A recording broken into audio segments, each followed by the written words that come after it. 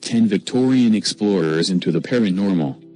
It is well known that the Victorians were keen on science, engineering, and mad inventions. They had a morbid fascination with death, but they had a spiritual side, too. So it was only a matter of time before they became obsessed with spiritualism and the paranormal. 10. Maria Hayden. Maria Hayden was an American medium.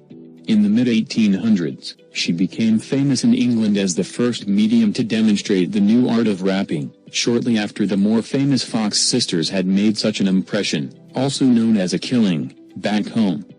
It is probably fair to say that the media did not treat Hayden kindly. Several Victorian publications set out to ridicule her and her skills. This increased when it was revealed that her rapped-out messages only made sense when she was able to see the letters in front of her. 9. Annie Horniman. Annie Horniman's background was rather ordinary. Her family had come up with the idea of selling tea pre-packaged rather than loose, which was less messy and much more lucrative. Like all wealthy Victorian ladies, Horniman had a social project. She was instrumental in creating the arts scene in Manchester, working to bring the theatre to the masses. She promoted the work of local dramatists, the benefits of which are still felt today as Manchester has the most thriving theatre district outside of London. But a lady has to have a hobby, too. Horniman was a believer in tarot cards and mysticism in general. She used card readings in all her business affairs, though not always successfully. Along with Aleister Crowley and Bram Stoker, Horniman became a member of the Hermetic Order of the Golden Dawn for a better understanding of the paranormal. She also believed that she could astrally project to other planets, which she visited as frequently as some people popped to the shops. 8. Annie Besant. Annie Besant was a singular woman. She boldly left her clergyman husband and 2 children because of her anti-religious views and became involved with a former clergyman, Charles Leadbeater, who was a member of Madame Blavatsky's Theosophical Society. Besant was much interested in the spiritualism of all kinds, believing as she did that matter exists in states other than those at present known to science. Besant wrote a book called Thought Forms, which was not so much about the paranormal as it was about color. Today, Besant would have been diagnosed with synesthesia as her book explained emotion in a table of colors and shapes. The work gave a fascinating insight into the synesthete's mind. Apparently, passion is purple. Later, Besant became an advocate for Indian home rule. She eventually settled there and adopted a son whom she believed to be the new Messiah and a reincarnation of Buddha. 7. Helena Petrovna Blavatsky. In 1873, Helena Blavatsky arrived in New York from Russia. She was a philosopher, a student of the occult, and one of the founding members of the Theosophical Society. The aim of the society was to explore the divine powers she believed that humans possessed and thus save the world. Blavatsky's particular divine powers included visions, clairvoyance, and conversing with the dead. She claimed that she had disguised herself as a man to fight in the Battle of Mentana, where she was left for dead. But she supposedly used her powers to fight her way back to life. After that, she made a miraculous escape at sea after her ship was blown up. However, her account lacked proof or credibility. She could not adequately explain why she, a Russian living in America, would want to involve herself in an Italian-French conflict in Rome. Soon, she let this story go. 6. Alexis Vincent Charles Burby de Terre-Neuve du Temps. Alexis Vincent Charles Burby de Terre-Neuve du Temps, whom we will call Burby, was born in France in 1765. It is probably fair to say that he was troubled. In 1821, he published his autobiography in 3 volumes. It detailed his struggles with dark forces, which had earned him the title The Scourge of Hobgoblins. According to Burby, he had destroyed as many of these creatures as possible but had discovered that killing them makes them angry. Burby refused to be examined for possible mental health disorders, believing all doctors to be ambassadors of the hobgoblin world. He increased his efforts to wipe out the plague of hobgoblins, filling his room with plants supposedly lethal to them as well as some empty bottles in which to trap them. Burby published his volumes, all 274 chapters of them, which included pictures of the hobgoblins as drawn by him. 5. William Stead. William Stead's main claim to fame was that he had been aboard the Titanic when it sank. Still, he was an interesting man in other ways. He had been a pioneer of what is now called investigative journalism, writing an expose on child prostitution that ultimately led to the age of consent for girls being raised from 13 to 16. In 1892, Stead began to report on a different kind of story. He had been getting messages from the other side. In fact, he believed that he was receiving messages from a departed fellow journalist. He even employed a team of office staff to record the messages and pass them on to relevant loved ones.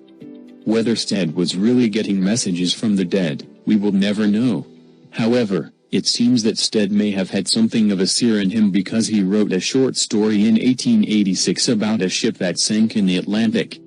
In the story, the loss of life was so great because the lifeboats could only carry a third of the souls on the ship, leaving many to perish.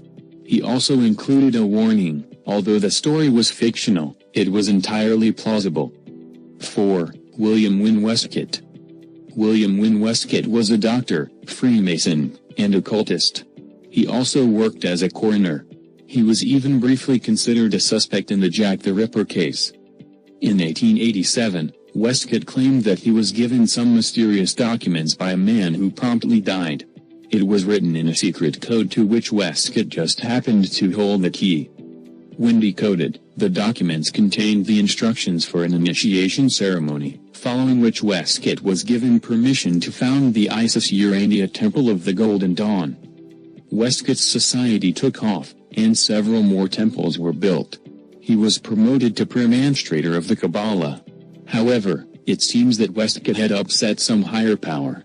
He left some of his papers in the back of a taxi one day, and his spare time activities came to the notice of his employers, who took a dim view of coroners being demonstrators.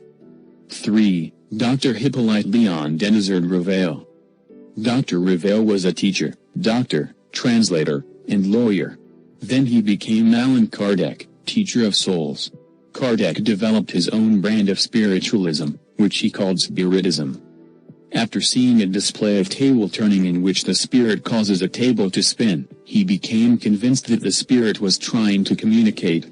However, 3 years earlier, Michael Faraday had explained the phenomenon of ideomotor response, in which muscles can move independently of deliberate thought and thus move tables. 2. Daniel Douglas Home. Daniel Douglas Home believed himself to be exceptional. On developing an interest in spiritualism as a teenager, he decided not to follow the crowd. He held his seances in brightly lit rooms. Rather than the audience holding each other's hands, he asked them to hold his hands to prove that he was not manipulating objects himself. At first, his seances were fairly pedestrian, with messages from the dead and ghostly music emanating from nowhere. Then, around 1857, they began to get more interesting. He made spectral hands appear from the ether. Napoleon III's wife was even said to have recognized the distinctive hand of her dead father because of a deformed finger. By 1868, he was able to levitate, not just a few feet off the ground but through an open window 3 stories up.